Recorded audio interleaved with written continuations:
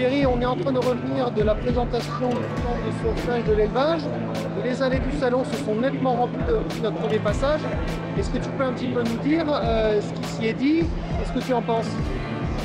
Ouais, ce matin, donc, le ministre de l'Agriculture nous a invité la salle du syndicat des filières pour parler du plan de souveraineté de l'élevage. Je ne vais pas vous faire le catalogue des annonces parce que il y a des choses qui ont déjà été annoncées, qui ont été reprises ce matin. Quand on parle des 152 millions pour les bovins sur la partie fiscale et sociale du droit de cheptel pour 2024, c'est quelque chose qui avait déjà annoncé mais qui est repris.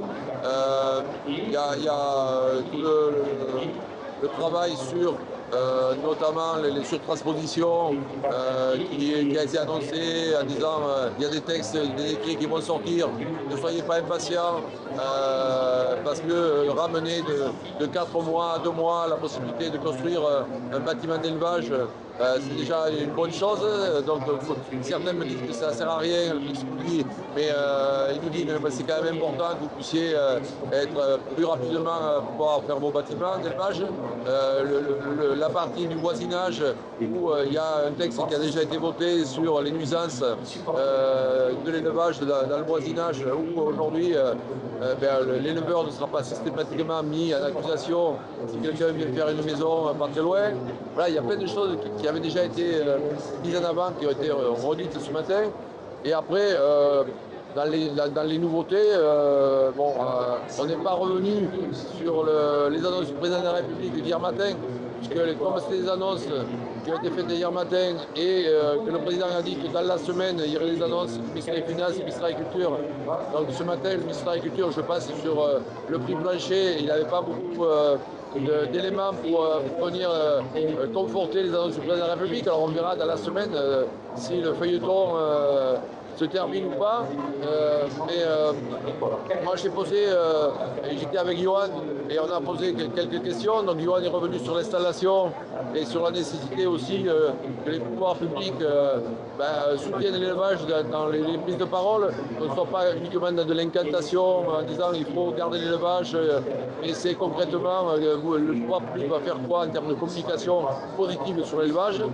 Et moi j'ai évoqué la partie emploi où il n'y a eu aucune annonce sur l'emploi pour faciliter l'embauche dans nos élevages. On parle beaucoup d'emplois saisonniers, mais nous on n'a pas des emplois saisonniers, on a des emplois permanents dans les élevages laitiers et on a besoin de continuer à avoir de l'emploi pour demain que ces salariés deviennent peut-être des futurs exploitants. Donc tout ça, il n'y a rien derrière ce sujet de l'emploi. Et enfin, j'ai évoqué aussi le sujet de la bio, parce que personne n'en avait parlé. Bon, pourtant, il y avait des syndicats présents, d'autres syndicats présents. Et heureusement donc, que l'interprofession laitière que je représentais l'a évoqué. C'est un sujet que nous portons au niveau de l'interprofession laitière, puisque nous l'avions porté dans le plan de filière. Quel avenir pour la filière bio? Et là, pareil, aucune annonce des pouvoirs publics sur la filière bio. Donc c'est un des sujets sur lesquels je reviendrai tout au long de la semaine. Donc, comme on a une commission bio qui travaille, comme on a Samuel pour la FNPL qui travaille sur le dossier, il fallait continuer à aborder ce dossier, c'est ce que j'ai fait ce matin.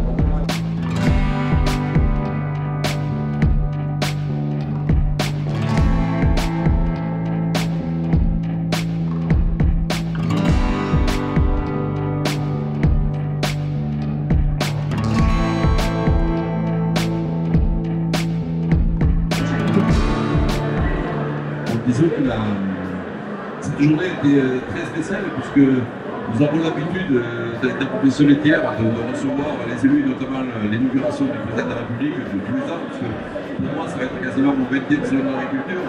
Et donc c'est la première fois qu'effectivement on se prépare à recevoir le président. Je ne sais pas quand même qu'il allait s'extraire à cette vitesse-là du hall 1 parce qu'on ne peut pas avoir le même raisonnement dans toutes les filières. C'est-à-dire qu'on parle de prix plancher, qu'on parle d'une nécessaire lien entre la production et le consommateur. Depuis 2017, on a travaillé sur une loi qui s'appelle la loi Egalim. Donc beaucoup de monde préférait qu'on consolide la loi Egalim plutôt que d'inventer encore un nouveau concept.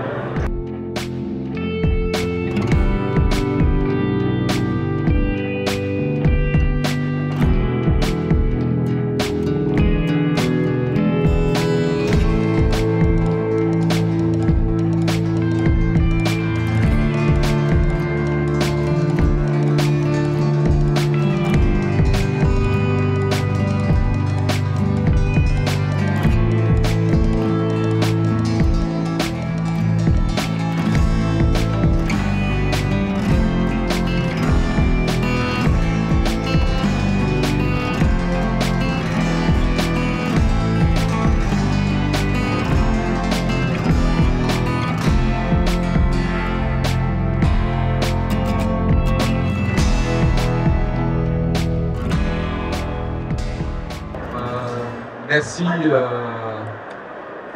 venir au stand de l'interprofession laitière française, dont je suis le président. À mes côtés, des représentants des différents collèges, producteurs, coopératives et des collaborateurs de l'interprofession.